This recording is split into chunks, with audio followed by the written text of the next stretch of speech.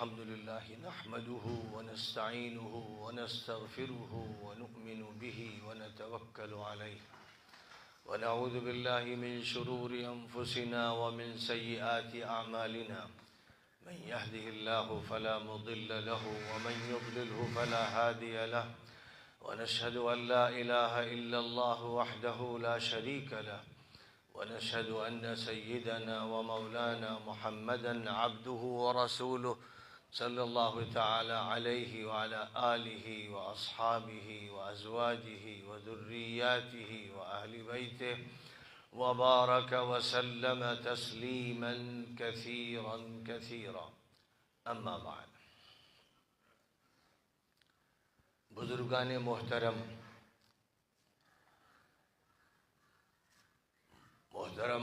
اور مکرم حاضرین، بھائیوں، دوستوں اور عزیزوں، ملی آباد میں آج ایک ایسا اجلاس منعقد ہو رہا ہے جو ایک مرتبہ تو اس وقت منعقد ہوا تھا جب مسجد اقصی کے امام شیخ محمد الصیام تشریف لائے تھے اور جامعہ سید احمد شہید میں ان کے لیکچرز ہوئے تھے، اور ملی آباد میں ان کی بڑی پرتکلف دعوت ہوئی تھی اور ان کا خطاب ہوا تھا، اور میں نے ان کے خطاب کا ترجمہ کیا تھا. اسی طرح ایک آدھ موقع کی اور بات ہے کہ ایک اچھے پیمانے پر اجلاس ہوا. ابھی عزت مآب جناب خان محمد عاطف صاحب نے جب اس بات کا تذکرہ کیا کہ میرے خاندان کا تعلق ملی آباد سے 200 سال پرانا ہے، تو یہ ایک حقیقت کا اظہار ہے. 19ویں صدی کے آغاز میں جو تحریک اس ملک میں برپا ہوئی تھی، 1803 میں جب انگریز ملک پر قبضہ کرتے کرتے دلی پر قابض ہو گئے تھے اور لال قلعے پر ان کا جھنڈا لہرا دیا گیا تھا، تو دلی کی جامع مسجد میں قرآن کا درس دینے والے حضرت شاہ ولی اللہ دہلوی کے صاحبزادے حضرت شاہ عبدالعزیز دہلوی رحمۃ اللہ علیہ نے، جو اس وقت کے تمام علماء کا مرجع تھے، بڑے بڑے علماء ان سے رجوع کرتے تھے، ان کی خدمت میں حاضر ہوتے تھے، ان سے تفسیر اور حدیث کا سبق لیتے تھے، وہ مرکزی شخصیت کے مالک تھے. انہوں نے فتویٰ جاری کیا تھا کہ ہندوستان اب دارالحرب ہو گیا ہے. دارالحرب کا مطلب یہ ملک جنگ کی صورتحال سے دوچار ہے. اب یہ دارالامن نہیں ہے، امن کی جگہ نہیں ہے، کیونکہ باہر کی ایک طاقت اس ملک پر پوری طرح حملے آور ہو گئی ہے. 1757 میں ایک طویل عرصے سے محنت کرتے کرتے اس نے بنگال پر قبضہ کیا، اور 1799 میں اپنی چالاکیوں کے ذریعے اس نے میسور پر اور کرناٹک پر گویا قبضہ کیا، اور پھر بہت ہی تھوڑے سے عرصے میں کہاں میسور اور بنگلور، اور 1799 کا سال، اور کہاں 1803، صرف مشکل سے 3-4 سال میں وہ طاقت شمال کی طرف بڑھتی بڑھتی دہلی پر حاوی ہو گئی، اور دہلی میں لال قلعے پر اس نے اپنا جھنڈا لہرا دیا. تو اس وقت شاہ عبدالعزیز نے جب یہ بات کہی تھی تو اس ملک کے تمام انسانوں، ہندوؤں، مسلمانوں اور جتنے بھی لوگ تھے، اور بالخصوص ظاہر ہے کہ شرعی حکم مسلمانوں کو وہ سنا رہے تھے کہ اب تم پر فرض ہو گیا ہے کہ تم باہر سے آنے والی اس ظالم اور غاصب قوم سے جنگ کرو۔ تو یہ وہ وقت تھا کہ ملک کے افراد، خاص طور پر مسلمان اور مسلمانوں میں بھی علماء، اس کی تیاری میں لگ گئے کہ اب ہم مقابلے کی پالیسی یا جنگ کی پالیسی کیسے اختیار کریں گے۔ اور یہی وہ زمانہ ہے کہ رائے بریلی سے حضرت سید احمد شہید، جو اس وقت ایک جوان تھے، لکھنؤ آئے اور لکھنؤ سے دلی حاضر ہوئے حضرت شاہ عبدالعزیز صاحب کی خدمت میں۔ اور جب انہوں نے پوچھا کہ کہاں سے آئے تو بتایا کہ رائے بریلی سے آیا ہوں، اور جو اپنا تعلق حضرت شاہ علم اللہ صاحب رحمۃ اللہ علیہ سے تھا اس کو بتایا، تو انہوں نے کھڑے ہو کر استقبال کیا اور سینے سے لگا لیا اور بڑی قدر فرمائی۔ اور حضرت سید صاحب نے عرض کیا کہ میں تو تربیت کے لیے حاضر ہوا ہوں، میں چاہتا ہوں کہ آپ کے دربار میں مجھے تربیت حاصل ہو۔ تو حضرت شاہ عبدالعزیز صاحب نے ان کی تعلیم و تربیت کا انتظام کیا، اور خاص طور پر اپنے بھائی حضرت شاہ عبد القادر کے ان کو حوالے کر دیا۔ وہ ایک دوسری مسجد میں قیام پذیر تھے، وہاں پھر حضرت سید احمد شہید کی تربیت ہوئی، ان کے قلب کا تزکیہ ہوا، احسانی کیفیات ان کو عطا کی گئیں، اور اللہ کی عنایات کا نزول ہوا، اور نسبت محمدی بیدار ہوئی۔ اور پھر اس تربیت کے بعد اللہ تعالیٰ کی طرف سے جو نوازشیں ہوئی ہیں، جو عطائیں ان کو ملی ہیں، ان کی بھی گواہی حضرت شاہ عبدالعزیز صاحب نے دی، اور ان کو اپنی خلافت دے دی، اجازت دے دی، ان کے بلند ترین مراتب کو بیان فرمایا۔ اور باوجود اس کے کہ پورے ملک کے علماء کے لیے وہ خود مرجع تھے، لیکن انہوں نے حضرت مولانا عبدالحی صاحب سے اور حضرت مولانا اسماعیل شہید سے، جو حضرت سید احمد شہید کی عمر کے قریب ابھی تھے، ان سے یہ کہا کہ تم سید احمد شہید سے بیعت ہو جاؤ اور یہ تمہاری تربیت کریں گے۔ اس وقت اللہ کو یہی منظور ہے کہ قیادت ان کو سونپی جائے۔ تو حضرت شاہ عبدالعزیز صاحب، جن سے خود حضرت سید احمد شہید آ کر بیعت ہوئے، انہوں نے اپنے خاندان کے دو بڑے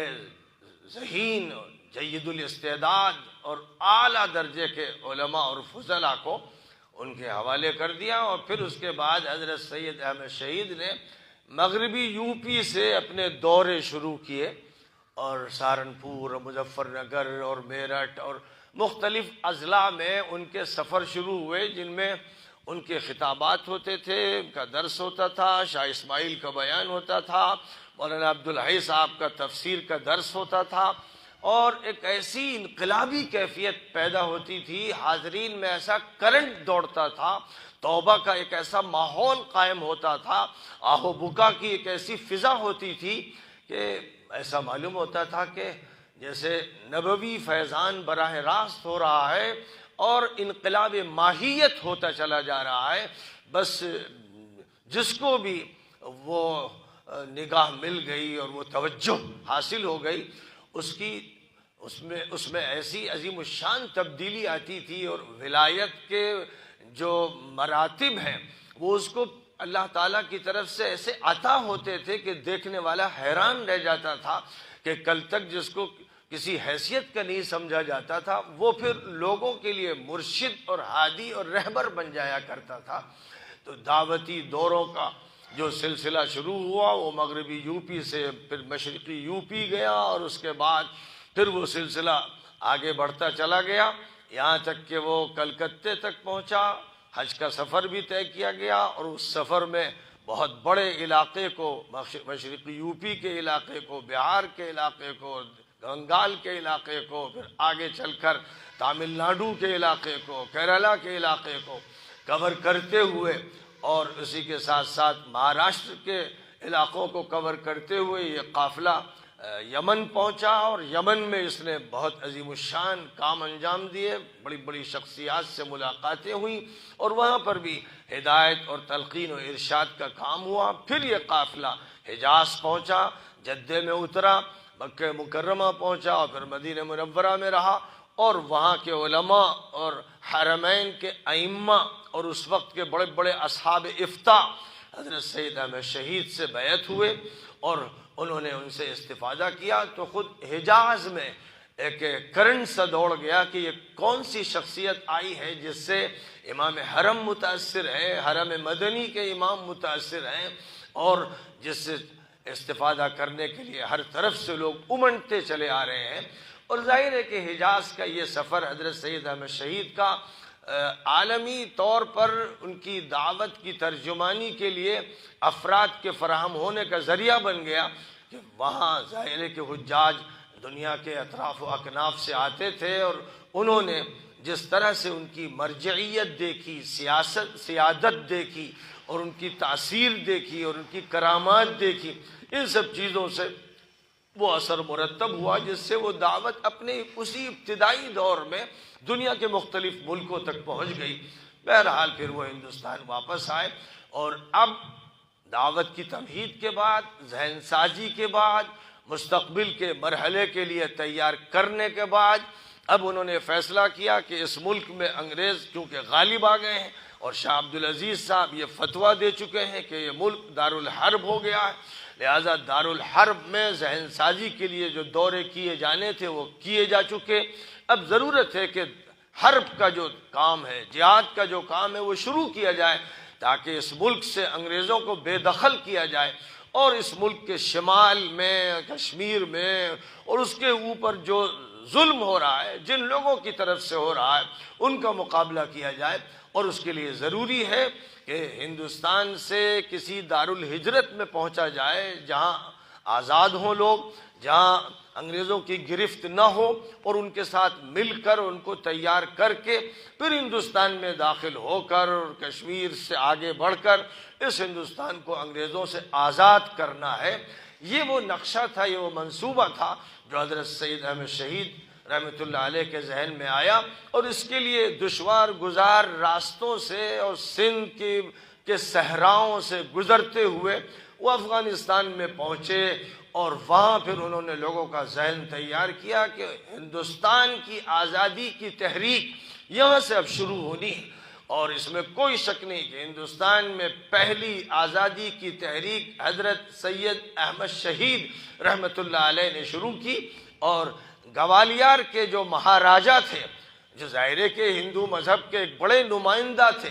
حضرت سید احمد شہید نے انہیں خط لکھا کہ ہم یہ چاہتے ہیں کہ ایک مشترکہ جدوجہد شروع کی جائے، آپ ہندو ہیں آپ بھی شامل ہوئیے، ہم مسلمان ہیں ہم بھی شامل ہوں، اور پھر ہم سب مل کر اس ملک سے انگریزوں کو نکال باہر کریں۔ انہوں نے ہمارا ملک لوٹ لیا ہے، اس کی دولت لوٹ لی ہے، عزت لوٹ لی ہے، اور قتل عام کیا ہے، اس لیے ہم پر یہ لازم ہوتا ہے۔ مہاراجہ انگریزوں سے دبے ہوئے تھے، متاثر تھے، جیسے اس وقت ٹونک کے جو امیر تھے جن کے پاس حضرت سید صاحب 6 سال تک رہے اور فوجی ٹریننگ حاصل کرتے رہے، لیکن پھر انگریزوں کے دباؤ میں جب وہ آنے لگے اور ان سے مصالحت کرنے لگے تو حضرت سید صاحب نے بار بار ان سے یہ کہا کہ آپ کو یہ قدم نہیں اٹھانا چاہیے، اور اگر آپ ان سے مصالحت کریں گے تو میں مجبور ہو جاؤں گا اور مجھے آپ کے پاس سے جانا پڑے گا۔ آخر یہی ہوا کہ حضرت سید صاحب ٹونک سے واپس آ گئے، کیونکہ امیر الدولہ صاحب یہ فیصلہ نہیں کر سکے کہ وہ انگریزوں سے ٹکر لیں گے۔ یہی صورتحال مہاراجہ گوالیار صاحب کی ہوئی کہ انگریزوں سے ٹکر کے لیے وہ تیار نہیں ہوئے، کیونکہ ریاستیں ٹوٹ رہی تھیں، بکھر رہی تھیں یا سودے بازی کر رہی تھیں۔ اس لیے اب حضرت سید صاحب نے یہ طے کیا کہ اب ہم جو دیوانے ہیں، فقیر ہیں، ہم ہی کو اٹھنا پڑے گا۔ جیسے نبی پاک علیہ السلام کے ساتھ آپ کے ان صحابہ نے فیصلہ کیا جو حضور کے دیوانے تھے، اور جو حضور پر شیدائی تھے، اور جنہوں نے اللہ سے جانوں کا سودا کر لیا تھا، جس طرح وہ ٹیم تیار ہوئی فقیروں کی، درویشوں کی، جن کے ہاتھ میں دولت اور اقتدار نہیں تھا لیکن ان کے پاس وہ دل تھا جو بڑے بڑے اقتدار کو بھی متاثر کر دے، وہ دماغ تھا جو بہتر سے بہتر منصوبہ تیار کرے۔ بس اسی طرح پھر حضرت سید صاحب نے صدا لگائی خانقاہیوں کو، صدا لگائی مدرسے والوں کو، صدا لگائی صوفیوں کو، اور کہا کہ بس اب نکلو مدرسوں سے، نکلو خانقاہوں سے، نکلو درگاہوں سے، بہت وظیفے ہو گئے اور بہت تم نے ختم پڑھ لیے اور بہت یہ سلسلہ چلتا رہا، لیکن اب خدا نہ خواستہ اگر کھڑے نہیں ہوئے تو تمہارا خاتمہ ہو جائے گا، نہ مدرسہ رہے گا، نہ خانقاہ رہے گی، نہ درگاہ رہے گی۔ اس لیے ضرورت اس بات کی ہے کہ ان ظالموں کو، ان ستمرانوں کو اس ملک سے نکالا جائے، اور اس کے لیے ضروری ہے کہ ہم ان کے بیچ سے اور ان کے اقتدار کے جہاں پر اثرات ہیں وہاں سے نکل کر ایک آزاد ملک میں جائیں اور وہاں سے اس جنگ کا سلسلہ شروع کریں۔ تو بہرحال حضرت سید احمد شہید اس ملک کے سب سے بڑے محسن ہیں۔ اس ملک پر احسان ہے مجدد الف ثانی کا کہ انہوں نے اکبر کے فتنے کا مقابلہ کیا اور اس ملک کو کفر کی گود میں اور شرک کے دلدل میں جانے اور پھنسنے سے محفوظ کرنے کا کام کیا۔ ظاہر ہے کہ یہ سب اللہ کی قدرت کا اثر تھا جو ظاہر ہوا۔ اس ملک میں حضرت شاہ ولی اللہ صاحب کا ہر عالم پر احسان ہے کہ انہوں نے علوم اسلامیہ کی تجدید کا کام کیا، وہ کام جس کو اقبال تو صرف لکھ گئے تھے کہ reconstruction of the religious thoughts in Islam, اسلام میں مذہبی خیالات کی تشکیل جدید کی جائے۔ انہوں نے تو ایک خیال پیش کیا، ایک نظریہ پیش کیا، لیکن حضرت شاہ ولی اللہ دہلوی اپنے دور میں یعنی 12ویں صدی ہجری میں یہ کام کر کے گئے اور ایک ایسی معرکۃ الآراء کتاب لکھی جس کی مثال مراکش سے انڈونیشیا تک کسی عالم نے پیش نہیں کی، اور وہ حجت اللہ البالغہ کے نام سے کتاب ہے۔ تو حضرت شاہ ولی اللہ نے یہ کارنامہ انجام دیا۔ اب جو کارنامہ باقی تھا اور اس ملک کی آزادی کی جدوجہد کی داغ بیل ڈالنا تھا، اب جو سنگ بنیاد رکھنا تھا، اب جو کام شروع ہونا تھا، وہ کوئی شک و شبہ نہیں کہ دلی سے، کیپٹل سے، مرکز سے جو کام شروع کیا گیا اور جس کے لیے فیصلہ کیا گیا کہ آزاد علاقے سے کارروائیاں شروع کرنی ہیں، وہ حضرت سید احمد شہید کا کارنامہ ہے۔ اس لیے میرا یہ کہنا ہے کہ ہماری مرکزی حکومت اور صوبائی حکومت کو یہ چاہیے کہ حضرت سید احمد شہید کے نام سے اس ملک میں یونیورسٹیاں قائم کی جائیں، اکیڈمیاں قائم کی جائیں، بڑے بڑے ادارے قائم کیے جائیں، اور یہاں کے ہندوؤں کو، مسلمانوں کو یہ بتایا جائے کہ اس ملک کی آزادی کی تحریک کا آغاز کرنے والا 19ویں صدی کے شروع سے وہ سید احمد شہید تھا، اور یہی وہ سید احمد شہید ہے جس کے شاگرد در شاگرد کے اندر سے کہیں مولانا محمد قاسم نانوتوی پیدا ہوئے، کہیں مولانا رشید احمد گنگوہی پیدا ہوئے، کہیں حاجی امداد اللہ پیدا ہوئے، کہیں حافظ ضامن شہید پیدا ہوئے، اور کہیں مولانا قاسم صاحب کی درس مسند یا مسند درس سے حضرت شیخ الہند محمود الحسن دیوبندی پیدا ہوئے، اور کہیں کسی مقام پر فضل رحمان اپنا مصلی بچھا کر بیٹھے ہو، کہیں مولانا سید محمد علی مونگیری نے ندوۃ العلماء کی تحریک شروع کی اسی مقصد کی خاطر کہ امت مسلمہ کے شیرازہ بندی کی جائے۔ امت فرقوں میں بٹی ہے، مسلکوں میں بٹی ہے، جھگڑوں میں اپنا سر پھوڑ رہی ہے، اور انگریز عدالت میں ایک مولوی جاتا ہے، بحث یہ ہوتی ہے کہ امام کے پیچھے فاتحہ پڑھی جائے کہ نہ پڑھی جائے، آمین زور سے کہیں یا دھیمے کہیں۔ یہ بحثیں ایک طرف اہل حدیث عالم کھڑا ہے، ایک طرف حنفی عالم کھڑا ہے، اور ہدایہ اور قرآن کی تفسیر اور حدیث انگریز کے قدموں کے پاس رکھی ہوئی ہیں، اور یہ دونوں مولوی بجبہ اور دستار اور اپنی داڑھیوں اور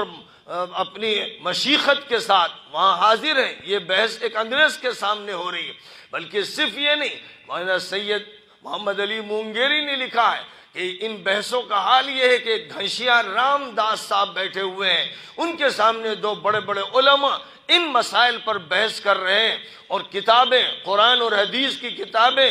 رام داس کے قدموں میں رکھی ہوئی ہیں۔ یہ منظر تھا جس سے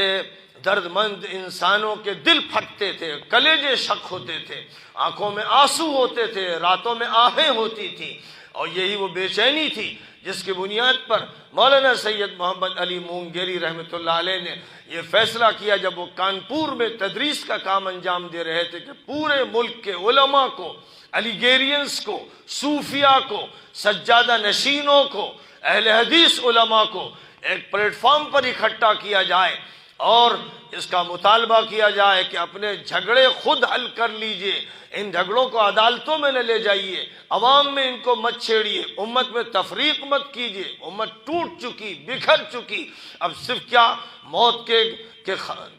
کسی گڈھے میں اس کو ڈھکیل دینا۔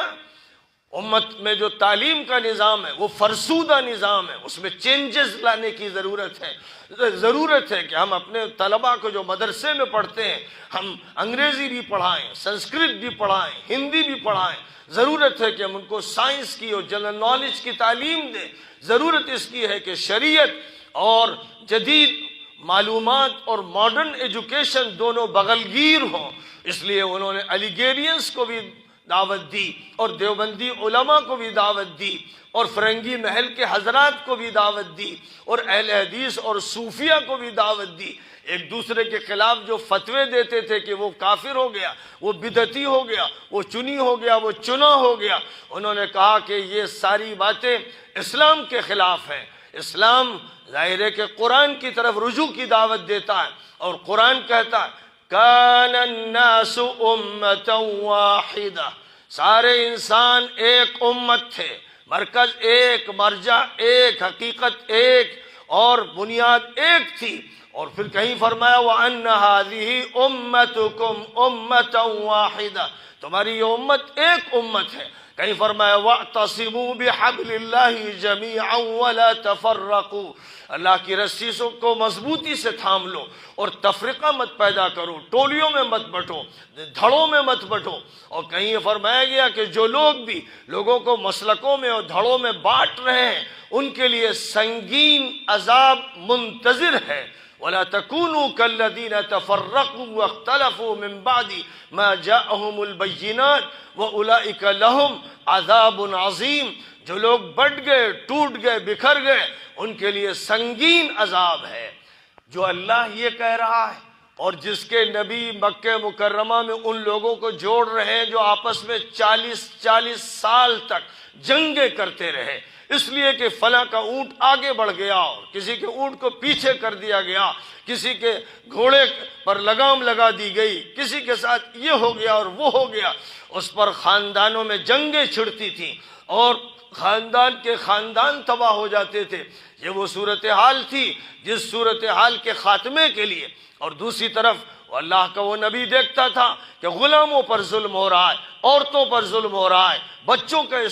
استحصال ہو رہا ہے، بوڑھوں کی عزت نہیں ہو رہی ہے، معاشرہ بکھرا ہوا، معاشرہ برباد شدہ ہے۔ آپ تشریف لائے تھے کہ ظلم سے انسانوں کو آزاد کیا جائے گا اور تفریقے کو مٹایا جائے گا، ایک امت کی تشکیل کی جائے گی۔ اس ایک امت کی تشکیل کے لیے ایک اللہ کو ماننا ہوگا۔ یا ایھا الناس اعبدوا ربکم الذی خلقکم والذین من قبلکم لعلکم تتقون، اے انسانوں،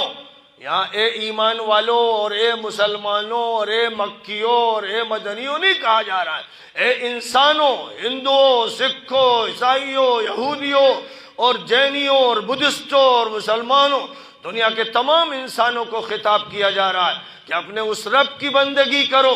وہ رب جس نے تمہیں پیدا کیا ہے۔ تم سے پہلے جو قومیں آئیں، نسلیں آئیں، انسان آئے، ان کو بھی اسی نے پیدا کیا ہے۔ جب تک تم اس اللہ سے اپنا رابطہ نہیں کرو گے اور تنہا اسی کی بندگی نہیں کرو گے، وحدت کا سررشتہ تمہارے ہاتھ میں نہیں رہے گا، پھر خدا کا عذاب اس طرح نازل ہوگا کہ تم خانہ جنگیاں کرتے رہو گے، اپنی گردنیں خود کاٹ کے پھینک دو گے اور اپنی قبر خود بنا لو گے۔ تمہیں ملنا ہے، اور ملنا ہے اس بنیاد پر کہ وہ ذات ایک ہے، یکتا ہے۔ اس یکتا ذات سے پہلے رشتہ قائم کرو، اس پر ایمان لاؤ۔ کہو زبان سے قل هو اللہ احد اللہ الصمد لم یلد ولم یولد ولم یکن له کفوا احد۔ فرمایا گیا کہو، صرف سنو نہیں، قل کہو، وہ اللہ ایک ہے، یکا و تنہا ہے، اور وہ اللہ ایسا ہے کہ اس نے کسی کو جنا نہیں، نہ اس کو جنا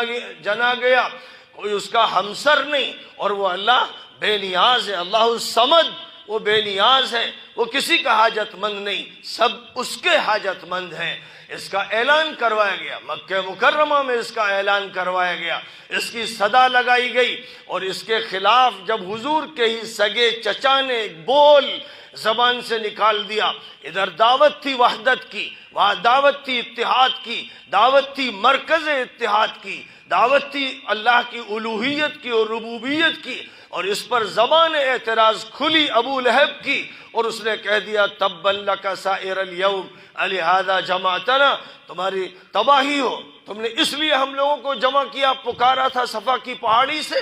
تو حضور تو کیا جواب دیتے، آپ تو اخلاق کا پیکر تھے، عظیم اخلاق کی گواہی تو اللہ نے آپ کے بارے میں دی ہے، لیکن اللہ نے خود ذمہ داری لے لی کہ ہم جواب دیتے ہیں، اور فرمایا تبت یدا ابی لہب وتب ما اغنى عنه ماله وما كسب سيصلى نارا ذات لهب وامرأته حمالة الحطب في جيدها حبل من مسد۔ ٹوٹ گئے ہاتھ ابو لہب کے، وہ تباہ ہو گیا، اس نے اپنی بدقسمتی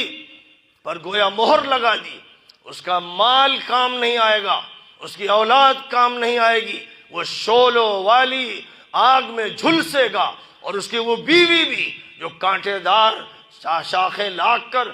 کر حضور کے گھر کے سامنے رات کی تنہائی میں ڈالتی تھی، رات کی تاریکی میں، کہ جب حضور فجر کی نماز کے لیے نکلے تو پیر میں کانٹا چبھے۔ فرمایا کہ یہ جو ابو لہب کی بیوی اور حضور کی چچی ہے جو نبی کے ساتھ یہ ظلم کر رہی ہے، اس کی گردن میں بٹی ہوئی رسی ڈالی جائے گی جس سے یہ کھینچی جائے گی۔ یہ جواب اللہ نے دیا، کیونکہ جب بندے خاموش ہوتے ہیں اور مظلوم ہوتے ہیں اور اللہ کے کام میں لگتے ہیں اور صدا اللہ کی لگاتے ہیں تو جواب انہیں دینا نہیں پڑتا، جواب اللہ میاں دے دیتے ہیں۔ ان کی ذمہ داری پھر اللہ لے لیتے ہیں کہ یہ میرا سپاہی ہے، یہ میرا خادم ہے، یہ میرا کام کر رہا ہے، یہ میرا غلام ہے، تو اسے جواب دینے کی ضرورت نہیں، میں اس کی طرف سے جواب دوں گا۔ لہذا سورہ مدثر پڑھیے، سورہ مزمل پڑھیے، اور مکی دور کی صورتیں کھولتے چلے جائیے تو آپ دیکھیں گے کہ اللہ میاں نے کہیں ولید ابن المغیرہ کا جواب دیا، کہیں اخنس ابن شریق کا جواب دیا، کہیں ابو جہل کا جواب دیا، کہیں فرمایا فقتل کیف قدر ثم قتل کیف قدر ثم نظر ثم عبس وبصر ثم ادبر واستكبر فقال ان هذا الا سحر يؤثر ان هذا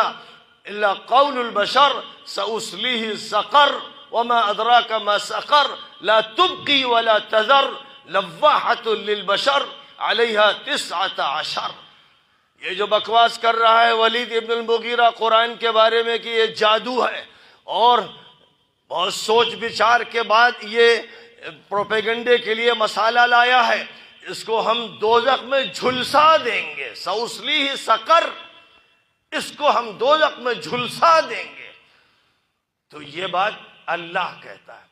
اے مسلمانوں، تم بھی جب اللہ کے دیوانے بن جاؤ گے، توحید کا نعرہ مستانہ لگاؤ گے اور نبی پاک علیہ السلام کے نقش قدم کو تلاش کرتے ہوئے بس اسی کی روشنی میں آگے بڑھتے چلے جاؤ گے، تو جبرائیل تمہاری حفاظت کریں گے، فرشتے تمہارے لیے نازل ہوں گے، اور وَلِلَّهِ جُنُودُ السَّمَاوَاتِ وَالْأَرْضِ، اللہ کے لشکر ہیں آسمانوں میں اور زمین میں، تو اللہ کے لشکر آئیں گے جن کو ابابیل کہا جائے گا، پرندوں کے جھنڈ آئیں گے، اور کبھی اللہ چاہے گا تو 21ویں صدی میں کورونا کے ذریعے سے لاکھوں انسانوں کو جہنم رسید کر دے گا، لاکھوں کو شہید بنا دے گا، جن کے ساتھ جو فیصلہ اس کا ہوگا، کوئی بحالت ایمان دنیا سے رخصت ہوگا، کوئی بحالت کفر و شرک و ظلم رخصت ہوگا، اور ایک نادیدہ سا کیڑا جس کو خوردبین سے بھی دیکھا نہیں جا سکتا، یہ سب اس کی طرف سے الغار ہوگی۔ اور ظاہر ہے کہ وَلِلَّهِ جُنُودُ السَّمَاوَاتِ وَالْأَرْضِ، آسمانوں میں، فضاؤں میں اور زمین میں اللہ کے جو لشکری ہیں ان سے اللہ کام لیتا ہے۔ وہ کیڑے مکوڑے بھی ہو سکتے ہیں، وہ پرند بھی ہو سکتے ہیں، وہ چرند بھی ہو سکتے ہیں، وہ درند بھی ہو سکتے ہیں، فیصلہ الہی ہے۔ تو اے اللہ کے بندو، تم اللہ کے صحیح معنی میں بندے بن جاؤ، اور یہ طے کر لو کہ اللہ کے دین کی اور نبی پاک علیہ السلام کی شریعت کی اور اسلام کے ایک ایک حکم کی اور اپنی پرسنالٹی و تشخص کی، یعنی اسلامی تشخص کی ہر حال میں حفاظت کرنا ہے۔ دنیا کتنی زیادہ سازشیں کرے، کوششیں کرے، ظلم کرے، زیادتی کرے، لیکن ہمارا کام یہ ہے کہ ہم انبیاء کرام کی صدا، آخری نبی محمد مصطفیٰ علیہ السلام کی صدا کفر کے عین ماحول میں اور شرک کی بھٹیوں میں لگاتے رہیں گے، پکارتے رہیں گے، اے لوگو ففروا الی اللہ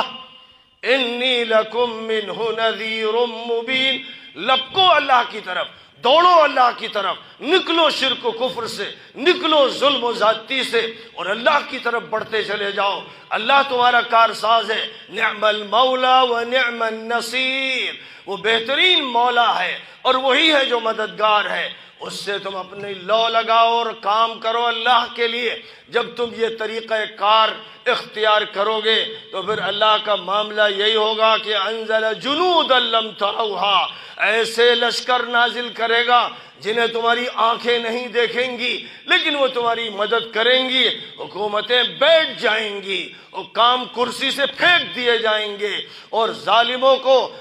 ہٹا دیا جائے گا، وہ چاہے ٹرمپ کی شکل میں ہو یا کسی اور کی شکل میں ہو۔ فیصلے اللہ کی طرف سے آتے ہیں، عوام فیصلوں کا ذریعہ اور سبب بن جاتے ہیں۔ مسبب الاسباب اللہ ہے، تمام اسباب میں طاقت دینے والا اللہ ہے۔ جب اس پر اعتماد ہوگا، وَعَلَى اللَّهِ فَلْيَتَوَكَّلِ الْمُتَوَكِّلُونَ، توکل کرنے والوں کو اللہ پر توکل کرنا چاہیے اور اس کی تلقین کرنا چاہیے، دعوت دینا چاہیے۔ ہر مندر میں صدا لگاؤ کہ ایک ایشور کو مانو۔ تم نے پتھروں کے بت کیوں بنائے؟ تم نے اس ایشور کو چھوڑ کر جس کا ذکر ویدوں میں ہے، جس کا ذکر گیتا میں ہے، جس کا ذکر اپنشد میں ہے، جس کا ذکر تمہاری کتابوں میں ہے، اس ایشور کو چھوڑ کر تم نے کیوں یہ بت بنائے؟ تم نے سر دوسری جگہ کیوں پٹخا؟ کہو ان سے، کہو مسلمانوں سے کہ اللہ وحدہ لا شریک لہ کی طاقت کو فراموش کر کے تم نے اپنے سر کو کسی قبر پر کیوں پٹخا؟ تم کسی آستانے پر کیوں جھکے؟ تم نے کسی درگاہ کو کیوں چوما؟ تم یہ کیوں بھول گئے کہ وہ اللہ ہے جس نے معین الدین چشتی کو کھڑا کیا، وہ اللہ ہے جس نے نظام الدین اولیاء کو اٹھایا، وہ اللہ ہے جس نے قطب الدین سے کام لیا، وہ اللہ ہے جس نے یحییٰ شرف الدین سے کام لیا، وہ اللہ ہے جو کام لیتا ہے، معمولی سے انسان سے کام لیتا ہے اسے بڑا کرتا ہے، وہ اللہ ہے جو زمین کے سینے کو چاک کر کے پودے نکالتا ہے، وہ اللہ ہے جو کسی گٹھلی سے درخت پیدا کرتا ہے، وہ اللہ ہے جو دانے کے اندر پودے کی صلاحیت پیدا کرتا ہے، وہ اللہ ہے جس کا سمندر ٹھاٹھے مار رہا ہے، وہ اللہ ہے جس کا دریا رواں دواں ہے، وہ اللہ ہے جس نے بڑے بڑے آبشار جاری کیے ہیں، وہ اللہ ہے جو سمندر سے بھاپ اڑاتا ہے اور اس کے بعد فضا سے اسے برساتا ہے، وہ اللہ ہے۔ اللہ رب ہے، اللہ رزاق ہے، اللہ مالک ہے، اللہ شافی ہے، اللہ نافع ہے، اللہ ضار ہے، اللہ محیی ہے، اللہ ممیت ہے۔ اس کے نام جپو، ناموں کا ترجمہ سمجھو اور اس کے ساتھ اپنا تعلق قائم کرو اور صرف مسلمانوں میں یہ باتیں مت کرو، ہر غیر مسلم کو مخاطب کرو اس قوت کے ساتھ جو قوت اللہ نے نوح کو دی تھی، ابراہیم کو دی تھی، موسیٰ کو دی تھی، عیسیٰ کو دی تھی اور اخیر میں محمد مصطفیٰ صلی اللہ علیہ جمیعاً کو عطا فرمائی تھی۔ اس قوت کے ساتھ صدا لگاؤ، یہ مت دیکھو تم ایک ہو، یہ مت دیکھو کہ دو ہو، اقلیت کا رونا چھوڑ دو۔ اللہ کے انبیاء نے کبھی اقلیت کا رونا نہیں رویا اور اللہ کے انبیاء اور ان کے متبعین نے وقت کی طاقت والوں سے، وقت کے صاحب اقتدار لوگوں سے کبھی بھیک نہیں مانگی۔ تم لوگ کہتے ہو کہ تم 20 کروڑ ہو اور 25 کروڑ ہو اور اس کے ساتھ تم بھک منگے ہو، ہر حکومت کے سامنے کاسے گدائی لے کر چلے جاتے ہو، کہتے ہو کہ روٹی کپڑا مکان چاہیے، کہتے ہو کہ ملازمت چاہیے، کہتے ہو کہ تعلیم چاہیے، کہتے ہو کہ ترقی چاہیے۔ تم نے دنیا کو ترقی دی تھی، تم نے دنیا کو تعلیم دی تھی، تم نے دنیا کے ساتھ انصاف کیا تھا، تم نے یہ سبق سیکھا تھا اور پڑھایا تھا۔ اقرأ بسم ربک الذی خلق، پڑھو اپنے پروردگار کے نام سے جس نے پیدا کیا۔ دنیا کو تم نے پڑھایا، آج تم پڑھائی کے محتاج ہو گئے، بھیک مانگتے ہو۔ دنیا کو تم نے عدل و انصاف کے ساتھ روزی تقسیم کی، تم نے غلاموں کو آزادی دی، تم نے عورتوں کی عزت بحال کی، تم نے بوڑھوں پر رحم کھایا، تم نے بچوں کو شفقت عطا کی، تم نے پوری دنیا میں اسپین سے لے کر چائنا تک ایک عادلانہ اور منصفانہ نظام قائم کیا، اور جابر اور ظالم اور ڈکٹیٹر حکومتوں کا خاتمہ کیا۔ یہ تمہارا کام تھا۔ آخر یہ کیا ہوا؟ تم پر کون سی بلا آئی، کون سی وبا آئی، کون سا عذاب آیا کہ تم گھٹتے گھٹتے شودروں سے بدتر ہو گئے؟ یہ وہ صورتحال ہے جس سے مسلمان دوچار ہے۔ میں یہ کہنا چاہ رہا تھا کہ ملیح عباس سے بڑا پرانا تعلق ہے۔ حضرت سید احمد شہید کا تعلق تو 200 سال پرانا ہے، اور یہ ملیح آباد واقعی صحیح معنی میں ملیح آباد تھا۔ یہاں جو قوم آ کر بسی ایک باعزت قوم تھی، باشعور قوم تھی، باحمیت قوم تھی، غیرت مند قوم تھی، اور ایک ایسی قوم تھی کہ جس کے مضراب کو چھیڑا جاتا تو وہ جہاد کے لیے تیار تھی، بڑی سے بڑی قربانی کے لیے تیار تھی۔ یہیں کے اس جگہ سے جس کو خالص پور کے نام سے یاد کیا جاتا ہے، اور حضرت فقیر محمد صاحب گویا جو حضرت سید صاحب کے مرید خاص تھے، اور حضرت سید صاحب کی ان پر عنایات خاصہ تھیں، ان کے بھی اثر سے اور سید صاحب کی ارادت کے اثر سے یہاں سے وہ جوان حضرت سید صاحب کو قافلہ جہاد کے لیے ملے تھے، جن کو سید صاحب لے کر گئے، افغانستان گئے، اور پھر اس کے بعد پشاور کا وہ علاقہ جس میں آج بھی اکوڑا خٹک مشہور ہے، وہاں پر جو جہادی کارروائی ہوئی اس میں خالص پور کے ان جوانوں نے اپنی جان کا نذرانہ پیش کیا، اور میں نے اپنی آنکھوں سے اکوڑا خٹک میں ان کی قبریں دیکھی اور ان پر فاتحہ پڑھا۔ الحمدللہ۔ تو آپ کے لوگوں کی قبریں اکوڑا خٹک میں موجود ہیں، وہاں کے قبرستان میں وہ آرام کر رہے ہیں، اور اس میں کوئی شک نہیں کہ شہادت کی نیند ایسی نیند ہوتی ہے جس میں جسم اس دنیا میں سوتا ہے اور روح جنت کے پرندوں کے ساتھ پرواز کرتی ہے۔ یہ وہ مقام ہے جو صرف انبیاء اور صدیقین کو حاصل ہوتا ہے، اور انبیاء اور صدیقین کے بعد مقام شہداء ہے۔ تمام اولیاء، تمام صالحین اس کے بعد ہیں۔ اسی لیے اللہ تعالیٰ نے قرآن پاک میں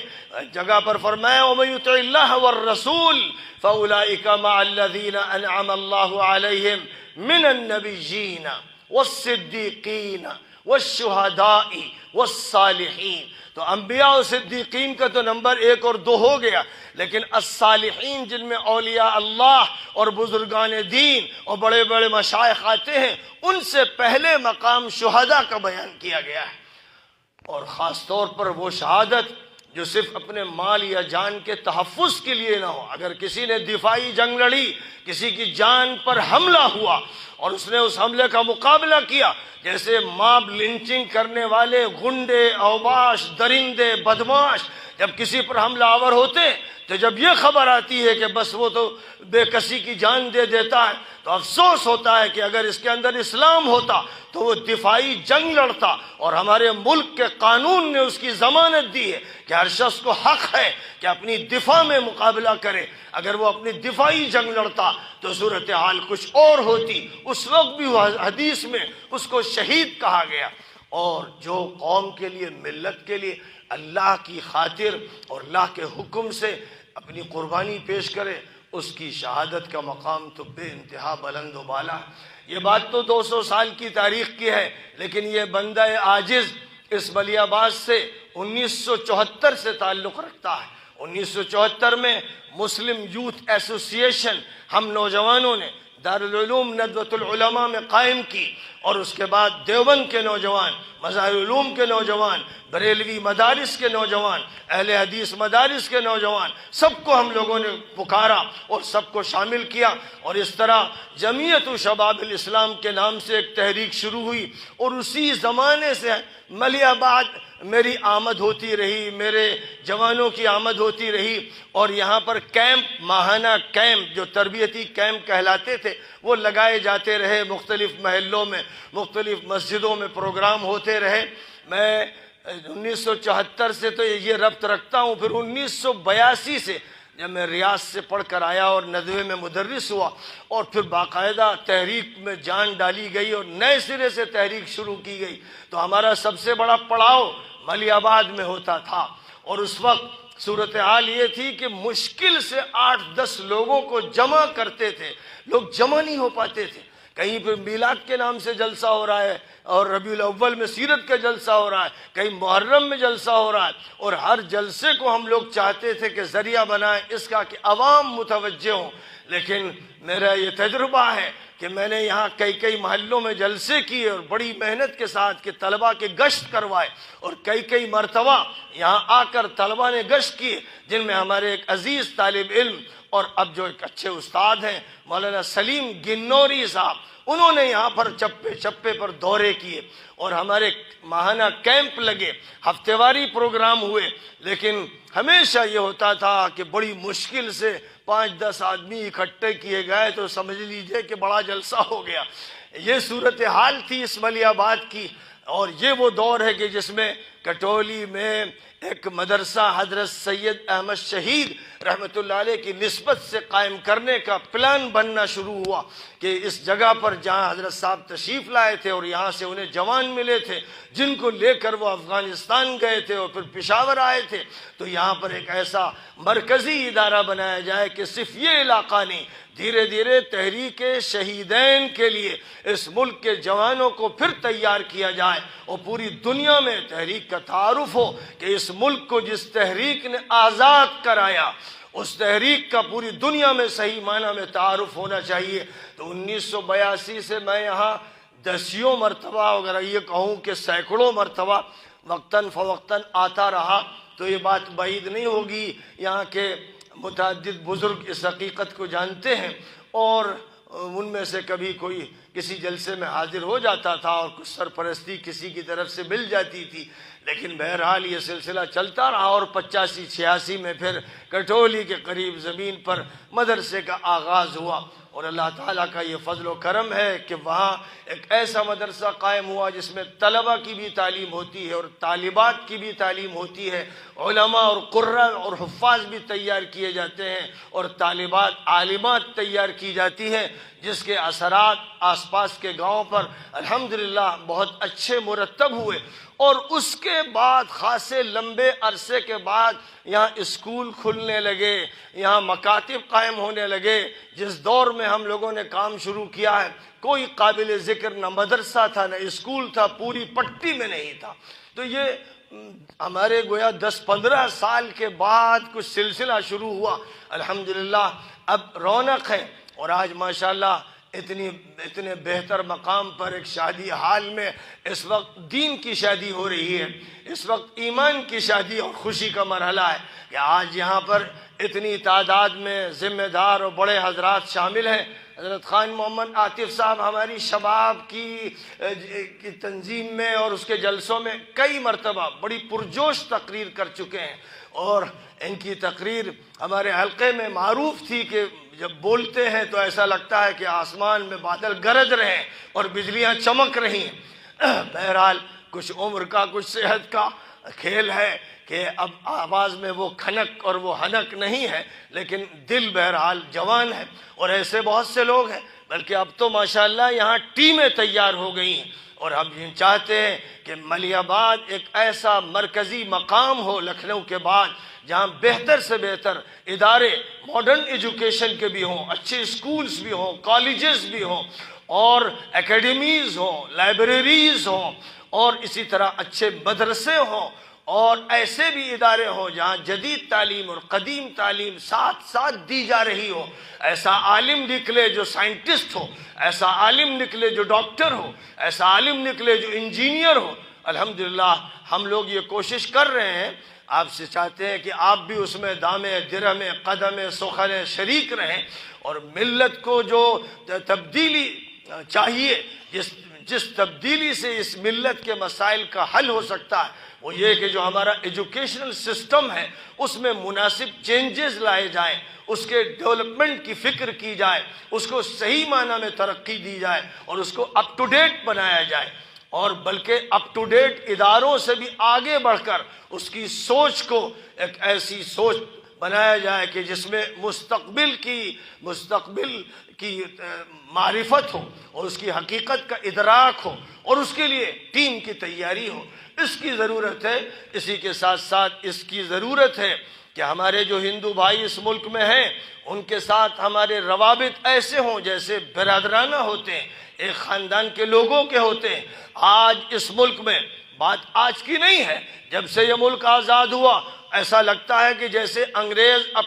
اپنی گندگیوں اور غلاظتوں کو ان پر ڈال کے گئے. جتنے فسادات ان کے دور میں نہیں ہوئے تھے، 1947 کے بعد 25,000 فسادات اس ملک میں ہو چکے ہیں، اور ایسے بھیانک فسادات ہوئے ہیں جمشید پور اور راوڑ کیلا سے لے کر میرٹھ اور مراد آباد تک اور بنگال سے بمبئی تک ایسے بھیانک فسادات ہوئے ہیں جن میں گاجر و مولی کی طرح انسانوں کو کاٹ کاٹ کے کھیتوں میں پھینکا گیا، جس کا تذکرہ مولانا ابو الحسن علی میاں ندوی نے، مولانا منظور نعمانی نے اپنی تحریروں میں فرمایا، اور خود جا کر جمشید پور میں یہ منظر دیکھا، اور پھر پیام انسانیت اور مقام انسانیت کے نام سے تقریریں شروع ہوئی. ہندوؤں کو اور مسلمانوں کو جمع کیا گیا اور ان کو انسانیت یاد دلائی گئی کہ انسانوں آخر تم نے انسانیت کو کیوں فراموش کر دیا؟ تم درندے کیوں بن گئے؟ اس ملک کو جنگل بناؤ گے؟ کیا انگریز کو لوگ یاد کرنا شروع کر دیں گے کہ وہی بہتر تھا؟ اچھا تھا کہ وہ نہ جاتا. وہ گیا تو اس ملک میں درندے باہر نکل آئے، بھیڑیے باہر نکل آئے، سانپ و بچھو باہر نکل آئے. اور یہ سانپ و بچھو بھیڑیے وہ ہیں جن کی سرپرستی وہ لوگ کرتے ہیں جن کے ہاتھ میں اقتدار ہے، جن کے ہاتھ میں مینجمنٹ ہے، جن کے ہاتھ میں طاقت ہے. اور وہ بھی کرتے ہیں جن کے ہاتھ میں ٹیچنگ کا نظام ہے، جن کے ہاتھ میں ٹریننگ کا نظام ہے. جو ٹریننگ دی جا رہی ہے وہ نہایت ہی زہریلی، جو تعلیم دی جا رہی ہے ادھوری، ناقص، جس سے اعلیٰ انسان پیدا نہیں ہو رہے ہیں. یونیورسٹیاں بانجھ ہو چکی ہیں، کالجز بانجھ ہو چکے ہیں، اسکول بالکل معدوم ہو چکے ہیں. ضرورت ہے پورے نظام تعلیمی کو چینج کرنے کی. آج حکومت نیو ایجوکیشن پالیسی لے کر آئی ہے، لیکن پالیسیوں سے کچھ نہیں ہوتا جب تک دماغ درست نہیں ہوں گے، جب تک دل روشن نہیں ہوگا، جب تک انسانیت نہیں پیدا ہوگی، جب تک انبیائی مشن نہیں ہوگا، جب تک ایشور کی پکار نہیں ہوگی، جب تک اللہ کی بندگی نہیں ہوگی، جب تک محمد کی یاد نہیں ہوگی، اور جب تک ان کے تیار کردہ افراد سے تعلق نہیں ہوگا، ملک سدھر نہیں سکتا ہے. اس لیے ضرورت ہے کہ اس دعوت کو پوری قوت کے ساتھ ملک کے چپے چپے میں پھیلایا جائے. یہ صدا ہر ضلع میں، ہر صوبے میں لگائی جائے، اور یہ صدا مرکز میں بلند کی جائے، اور کھل کر وقت کے حکمرانوں سے کہا جائے جیسے حضرت موسیٰ نے فرعون سے کہا تھا، اور جیسے محمد مصطفیٰ صلی اللہ علیہ وسلم نے اپنے دور کے فرعون ابو جہل کو مخاطب کیا تھا، ابو لہب کو مخاطب کیا تھا. اللہ کی سنت یہ ہے کہ اللہ حکمرانوں کا خطاب پہلے کرواتا ہے. جب موسیٰ کو نبوت طور پہاڑ کے دامن میں دی جا رہی تھی، اسی وقت کہا جا رہا تھا اذهب الى فرعون انه طغى. یہ نہیں کہا گیا تھا کہ جاؤ اپنے گھر میں تبلیغ کا کام کرو، غریبوں میں کرو، مزدوروں میں کرو. اس وقت یہ نہیں کہا گیا. وہ بھی مطلوب تھے، ان میں بھی بات کرنی تھی، لیکن آغاز کیا گیا تو فرمایا اذهب الى فرعون انه طغى. فرعون سرکشی پر اترا ہوا ہے، پہلے اس کے پاس جاؤ، وقت کے حاکم کو چیلنج کرو اور ہمارا معجزہ دکھاؤ، تاکہ تمہارا رعب طاری ہو جائے اور اللہ کی ہیبت طاری ہو جائے، اور اس کو معلوم ہو جائے کہ اس کا قد کتنا اونچا ہے اور اس کی حیثیت کیا ہے. پہلے اسے معلوم ہو جائے. پوری قوم اسٹیڈیم میں تمہارا اور جادوگروں کا مقابلہ دیکھ لے، اور دیکھ لے کہ جادوگر سجدے میں گر پڑے، رونے لگے. اور فرعون نے ان کو جب دھمکایا تو انہوں نے صاف کہہ دیا کہ جو تجھے کرنا ہے کر لے، ہم اب اپنے ایمان کو چھوڑ نہیں سکتے. آج بھی ضرورت ہے اس چیلنج کی. آپ کے پاس قرآن کا معجزہ ہے، قرآن کی ایک کلاسیکل بک نہیں ہے. آپ کا قرآن تورات کی طرح نہیں ہے جس میں تحریف ہو گئی، انجیل کی طرح نہیں ہے جس میں رد و بدل ہو گیا اور جس میں معجزانہ پہلو نہ تھا نہ ہے. قرآن ایک میریکل ہے، قرآن ایک معجزہ ہے. لیکن معجزے کو اس طرح پیش کرنا پڑتا ہے جیسے موسیٰ نے ضرب کلیمی کا اظہار کیا، عصا کو پھینکا جس کو اللہ نے اژدہا بنا دیا۔ جب انہوں نے معجزہ سمجھ کر پھینکا تو اس کا یہ اثر پڑا۔ ایسے جب قرآن کو ہم لوگوں کے سامنے ایک معجزے کی حیثیت سے پڑھیں گے، ہر ہندو کے سامنے، ہر بدھسٹ کے سامنے، ہر جینی کے سامنے، ہر سکھ کے سامنے، ہر عیسائی اور یہودی کے سامنے، عالمی سطح پر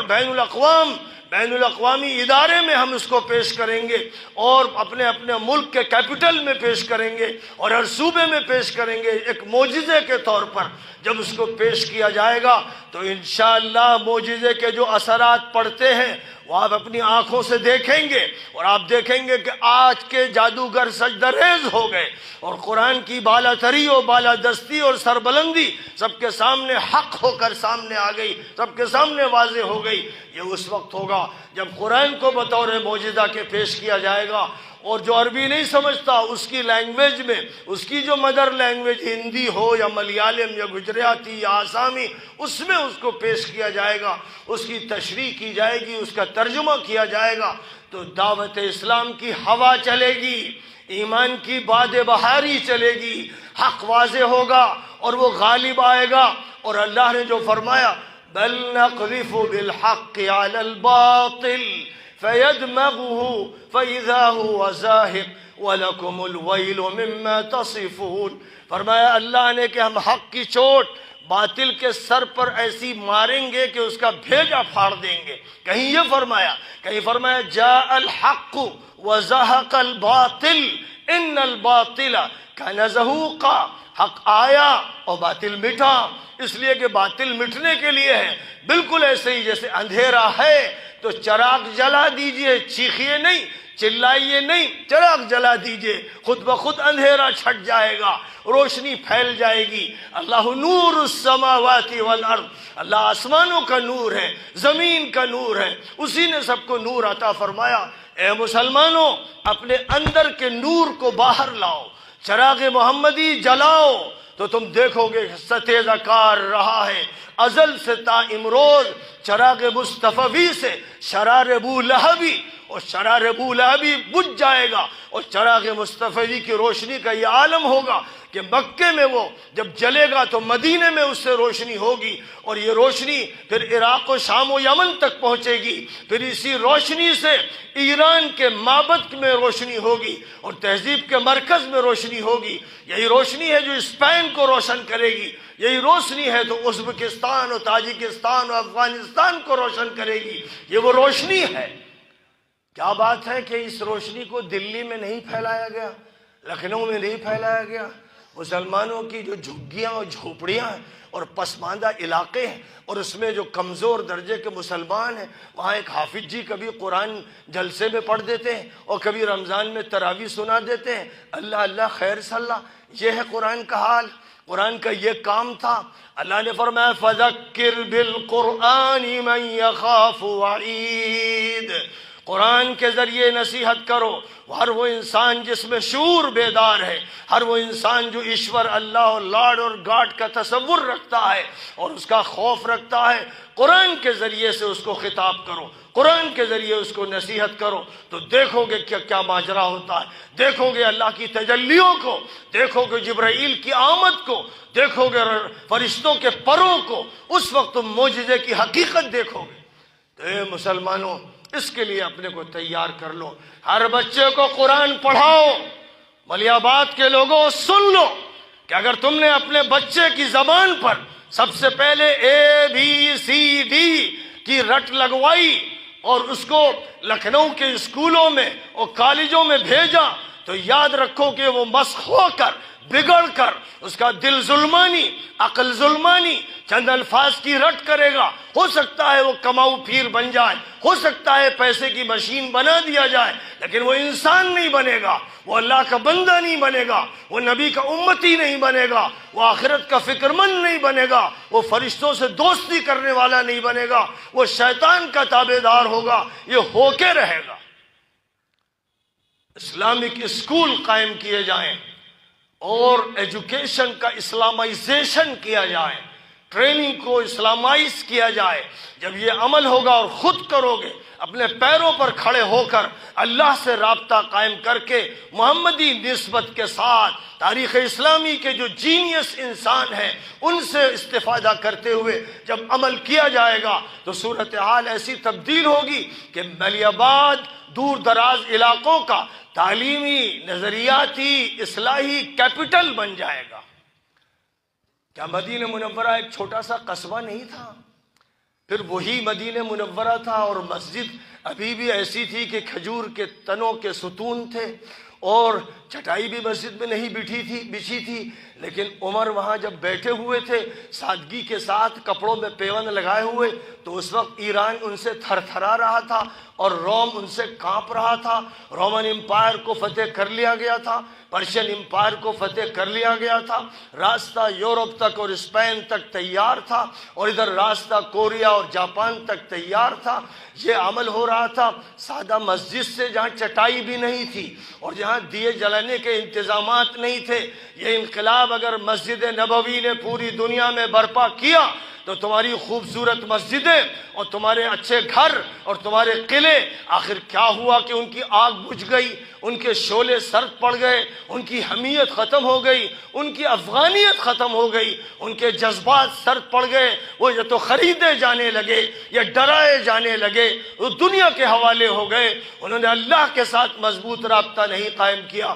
اگر وہ کرتے اور نہیں کیا تو اب کرنے کا فیصلہ کریں تو میں قسم کھا کے کہہ سکتا ہوں کہ دور دور علاقوں کے لیے ملیح آباد ایک سینٹر پلیس ہوگا، یہ ایک مرکز ہوگا، یہ ایک کیپٹل ہوگا۔ اعلیٰ سے اعلیٰ تعلیمی ادارے یہاں ہوں گے اور اس کے لیے آپ کو لکھنؤ کی خاک نہیں چھاننی پڑے گی اور کسی مشرک کے قائم کیے ہوئے دیومالائی سسٹم کے ساتھ آپ کا رابطہ نہیں ہوگا، اور نہ کرسچینٹی جو محرف ہے، حضرت عیسیٰ کو بدنام کر دیا اور ان کی شخصیت کو تباہ کر دیا، ان کے ادارے میں جا کر اپنے بچوں کو جہنم کے لیے تیار کرنے کا عمل نہیں ہوگا۔ ضرورت کس بات کی ہے اور اس کے لیے اپنے کو ہر اعتبار سے تیار کرنا ہے۔ بس یہی صدا ہے۔ میں نے کہا کہ 1982 سے یہ صدا کسی نہ کسی درجے میں یہاں لگا رہا ہوں، اور بہت سی پرانی تقریریں بھی ہیں جو الحمدللہ کیسٹ میں ریکارڈ ہیں، وہ بھی تقریریں ہیں جن کو نوٹ کر کے شائع بھی کیا گیا ہے۔ اور اس کے بعد جب سے جامعہ قائم ہوا اس وقت سے تو آمد و رفت کا سلسلہ ہے ہی۔ آج ملیح آباد ایک اچھی پوزیشن میں ہے۔ آج یہاں کی جو غیرت رفتہ یا حمیت رفتہ تھی، اور یوں کہیے کہ جو یہاں کا اثاثہ تھا اور سرمایہ تھا، اور لگتا تھا کہ وہ رفتہ ہے، اب لگتا ہے کہ نہیں، اب بعض آیت کی امید ہے اور اب دوبارہ زندگی کی رمق دوڑ رہی ہے، اور ملیح آباد کے لوگوں کی فکر تازہ ہے، اور اب وہ ایک بڑا انقلاب لانا چاہتے ہیں، ایک مشن کو لے کے چلنا چاہتے ہیں۔ تو آئیے ہم سب مل کر وَأَنَّ هَٰذِهِ أُمَّتُكُمْ أُمَّةً وَاحِدَةً، ایک امت کا مشن لے کر چلیں، اور انسانیت کے رشتے سے ہندو، مسلم اور سکھ اور دنیا کے مختلف مذاہب کے لوگوں کو بتائیں کہ تمہارے باپ ایک، وہ تھے آدم، تمہاری ماں ایک، وہ تھی حوا، تمہارا رب ایک، وہی اللہ، وہی ایشور، وہی لاڈ، تمہارا آخری نبی ایک، وہ محمد مصطفیٰ صلی اللہ علیہ وسلم، تمہاری آخری معتبر کتاب اور دستاویز اور گائیڈ بک ایک،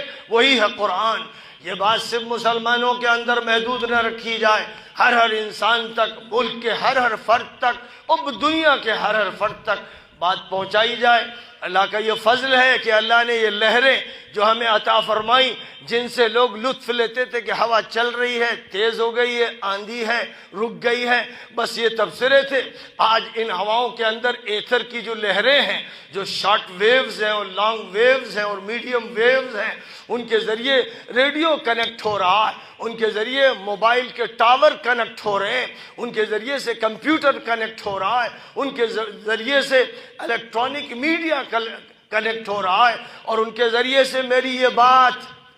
بات کینیڈا میں سنی جا رہی ہے، امریکہ میں سنی جا رہی ہے، جاپان میں سنی جا رہی ہے۔ وہاں میرے احباب اور دوست جو بھی تقریر ہوتی ہے اس کو ریکارڈ کرتے ہیں، ریسیو کرتے ہیں اور پھر اپنے حلقوں میں پھیلاتے ہیں۔ تو میں سمجھتا ہوں کہ میں یہاں سے اٹھ کر ابھی جاؤں گا نہیں کہ یہ تقریر جاپان سے امریکہ تک پہنچ جائے گی۔ اس لیے آج جو بات کہی جا رہی ہے اس کی نشر و اشاعت کا ربانی اور الہی انتظام ہے۔ سائنس دریافت کا نام ہے، ایجاد کا نام نہیں ہے۔ انسان کی دریافت بڑھتی رہتی ہے۔ یورپ نے اس کائنات کی مادی چیزوں کی دریافت پر محنت کی تو انہوں نے ہواؤں کو تسخیر کر لیا اور انہوں نے راکٹ چلا دیے اور چاند گاڑی اڑا دی اور جہاز چلا دیے، اور مسلمان ادھر سے سمٹ کر اپنی اندر کی سائنس کو بھی فراموش کر بیٹھے اور اپنے مدرسوں سے بھی تعلق منقطع کر لیا، اور اب ان کا استاد ہے تو دیومالائی، ان کا استاد ہے تو بگڑا ہوا عیسائی، ان کا استاد ہے تو کوئی منحرف یہودی۔ انہوں نے جب خود یہ فیصلہ کیا تو اس کا مطلب یہ ہوا کہ قرآن نے کہا تھا کہ یا ایھا الذین آمنوا قوا انفسکم واہلیکم نارا، اے ایمان والو اپنے کو اور اپنے گھر والوں کو، بچوں کو، گھر کے لوگوں کو دوزخ سے بچاؤ۔ یعنی ایمان سے جوڑو، نبی سے جوڑو، اللہ سے جوڑو، یہ صدا لگائی گئی تھی۔ اور نبی پاک نے فرمایا طلب العلم فریضۃ علی کل مسلم، صحیح علم کا حاصل کرنا ہر مسلمان پر فرض ہے۔ یہ کمپلسری ایجوکیشن کا سسٹم ہے، ہر وہ چیز جو نفع بخش ہے، کیونکہ حضور نے فرمایا اللہم انی اسألک علما نافعا، اللہ میں تجھ سے ہر اس سائنس، ہر اس نالج کی درخواست کرتا ہوں جو نفع بخش ہو میرے لیے، لوگوں کے لیے، مخلوق کے لیے، سب کے لیے جو علم نفع بخش ہو میں اس کی درخواست کرتا ہوں۔ اس لیے جتنی بھی سائنسز نفع بخش ہیں، جتنی بھی ایجادات یا انکشافات یا دریافتیں ہیں، وہ مسلمانوں کا گمشدہ مال ہیں۔ ان کو چاہیے کہ ان کو لیں اور اپنی ترقی کے راستے میں لگ جائیں، بالکل اسی طرح ترقی کریں جیسے ترقی خالد ابن الولید نے کی تھی اور سعد ابن ابی وقاص نے کی تھی اور ابو عبیدہ ابن الجراح نے کی تھی۔ یہ حضور کے وہ غلام ہیں جنہوں نے عراق فتح کیا، شام فتح کیا، ایران فتح کیا اور مصر فتح کیا۔ یہ اللہ کے وہ بندے اور نبی کے وہ امتی ہیں جن کے اندر ایک ایسا انقلاب ہوا کہ کل تک وہ بکریاں چراتے تھے اور اونٹ چراتے تھے، لیکن جب اللہ سے رشتہ جوڑا تو اللہ نے سرا سے سریا پہنچا دیا اور اللہ نے زمین سے اٹھا کر آسمان کے ستارے بنا دیا۔ یہ بات اللہ کی جیسے پہلے تھی آج بھی ہے، اللہ پرانا نہیں، اور اللہ کی قدرت ختم نہیں ہو گئی، وہ ویسے ہی زندہ اور تابندہ ہے، وہ حی و قیوم ہے۔ اس لیے ہمارا اللہ سے تعلق مضبوط ہونا چاہیے، نبی سے تعلق ہونا چاہیے، اور صحابہ سے اور اہل بیت سے ہمارا تعلق ہونا چاہیے، اور صحیح راستے پر پوری مضبوطی سے ہم کو پڑھنا چاہیے۔ اور نماز کی ہر رکعت میں جب ہم کہتے ہیں اہدنا الصراط المستقیم، اللہ سیدھے راستے پر ہم کو چلا دے، تو یہ محض زبانی لقلقہ نہ ہو۔ دیکھیے قدم، دیکھیے کدھر جا رہے ہیں، آنکھوں کو دیکھیے کدھر جا رہی ہے، ہاتھ کو دیکھیے کدھر بڑھ رہا ہے، اور اس کے بعد پھر سوچئے کہ اہدنا الصراط المستقیم جب آپ کہتے ہیں تو ترجمہ سمجھتے ہیں، مطلب بھی سمجھتے ہیں، جس چیز کی بھیک مانگ رہے ہیں اس کا شعور بھی ہے آپ کو یا نہیں ہے؟ آپ جاتے ہیں گمراہی کی طرف اور اللہ سے کہتے ہیں ہدایت عطا فرما، اس کا مطلب آپ اللہ کے مقابلے میں گمراہی کا راستہ اختیار کر رہے ہیں۔ اور اللہ یہ فرماتا ہے کہ جو جدھر جاتا ہے ہم اس کو اختیار دیتے ہیں، چاہو تو اپنی جنت بناؤ، چاہو تو اپنی دوزخ بناؤ، من شاء فلیؤمن ومن شاء فلیکفر انا اعتدنا للظالمین نارا، جو چاہے ایمان کا راستہ اختیار کرے، جو چاہے کافر بنے، لیکن سن لے کہ ان کافروں کے لیے ہم نے دوزخ کی آگ تیار کر رکھی، یہ سن لے، پھر جانا چاہے تو جائے۔ یہ ہے جو قرآن پاک میں پوری صراحت اور صفائی کے ساتھ بیان کر دیا گیا۔ میں آپ حضرات کا شکر گزار ہوں کہ آپ تشریف لائے، جنہوں نے اس جلسے کے انعقاد میں دلچسپی لی، فکر کی، اور جنہوں نے اس کی سرپرستی کی، اور جو حضرات بھی یہاں تشریف فرما ہیں، جو ہمارے ہندو بھائی ہیں، جو مسلمان ہیں، جو نہیں آ سکے، وہ جن تک بات آج نہیں تو کل پہنچ جائے گی، ان سب کا شکریہ ادا کرتا ہوں۔ امید کرتا ہوں کہ اب اس سے بہت بڑے پیمانے پر، جس میں ہزاروں کی تعداد میں لوگ ہوں، تاکہ ہر سی شعور انسان تک سچی بات پہنچ جائے۔ پھر ایک ایک روڈ میپ صحیح معنی میں قرآن کی روشنی میں تیار کیا جائے اور یہ طے کیا جائے کہ انشاءاللہ اس کو مرکزی حیثیت دے کر پورے علاقے میں کام کرنا ہے۔ اور اگر خالص پور کے لوگ افغانستان پہنچ کر اور اکوڑا خٹک میں جہاد کر سکتے ہیں تو آج یہاں سے اٹھ کر امریکہ سے لے کر آسٹریلیا تک بھی لوگ جا سکتے ہیں، تبلیغ بھی کر سکتے ہیں، احقاق حق بھی کر سکتے ہیں، ابطال باطل بھی کر سکتے ہیں، میڈیا پرسن کا صحیح معنی میں رول ادا کر سکتے ہیں۔ اس کی ضرورت ہے، بس میں اسی پر اکتفا کرتا ہوں۔ وآخر دعوانا ان الحمد للہ رب العالمین۔